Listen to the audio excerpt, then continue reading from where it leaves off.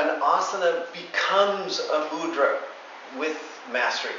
It becomes a seal, a sealed in kind of pranic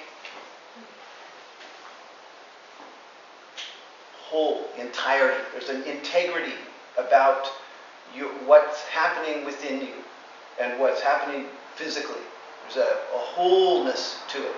Because mudra, it means a seal, a closing in, a kind of glue, a cohesion, and in that sense, a drawing together. And then, but it's also a gesture. It means gesture, like this. Those are classic mudras, or this one. What do you see? Hanuman. So beautiful. All the gods, they're telling you that's abhaya mudra, not fearing.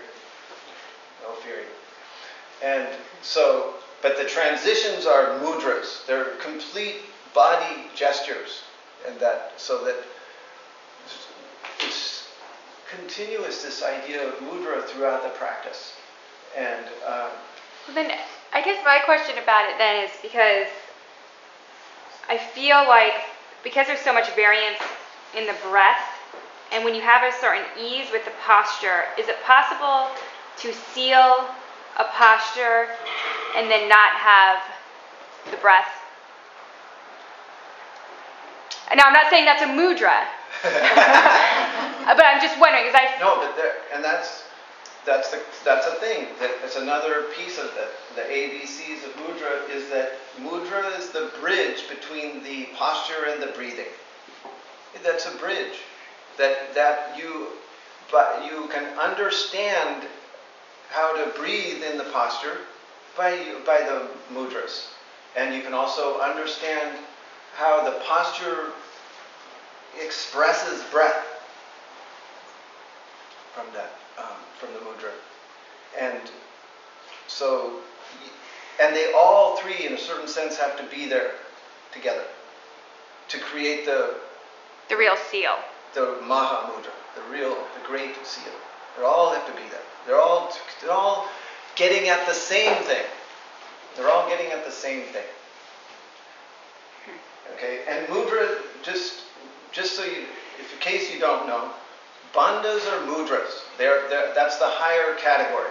It's mudra, bandhas in the category of mudras. So when you're talking about mudras, you're talking about bandhas. You're talking about mula bandha, uddhyana bandha, jalandhara bandha. But then there's other mudras besides. And when you start to understand the ideas of the concept, then there's so many applications. And that's partly why I have the ABCs, because each letter has a different set of words. Like, for instance, in the letter E, there's so many E words that mudra belongs with. But and some of them are like equanimity and equipoise. So that there's mudras, meaning it's in the middle. It's the opposing forces have been successfully checked or embraced. Okay, so when the opposing forces are not successfully embraced, when internal conflict harasses you, there's no mudra. There's disruption, interference.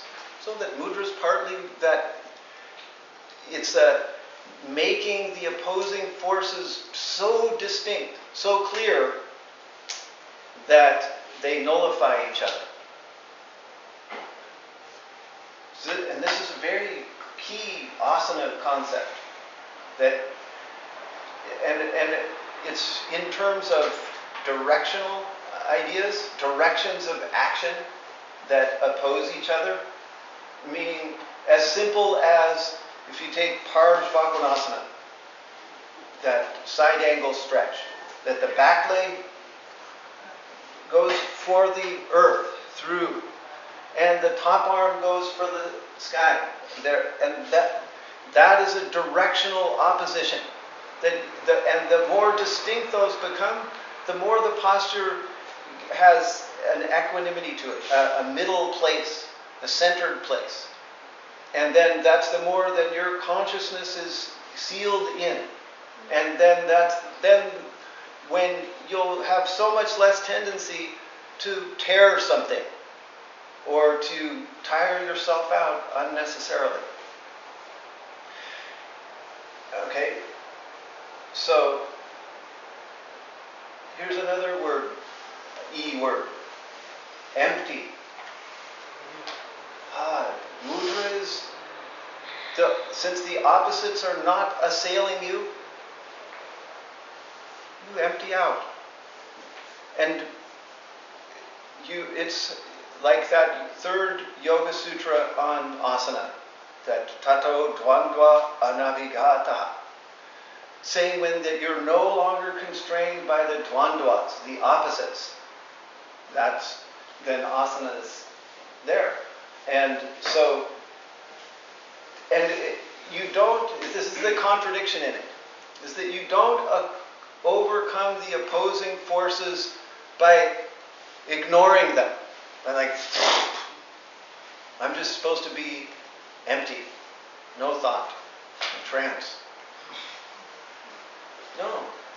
You have to confront those. Where are those? There's so many, they're everywhere. They're positively maddening. No wonder you want to ignore them. And then you have to play one off of the other and create a resolution there, a dynamism. And that ability to do that is an emptying out. And that's a funny idea. It means that effort is less. It's no effort, in a way. But it didn't get there just by giving up and saying, oh, no effort. It got there by all of itself, somehow, because of the clarity, because of the ability to distinguish those forces and work with them. It's hard to trust that, though. Yeah. That by emptying out isn't just me not caring. Yeah. You know? Yes. I don't know what I'm supposed to do with that, but It's partly my job to help you, but it's yours to just try to understand the difference, and also to know that it's a strange contradictory law, in a way, that the more distinct the opposite, then the more the center can be clear.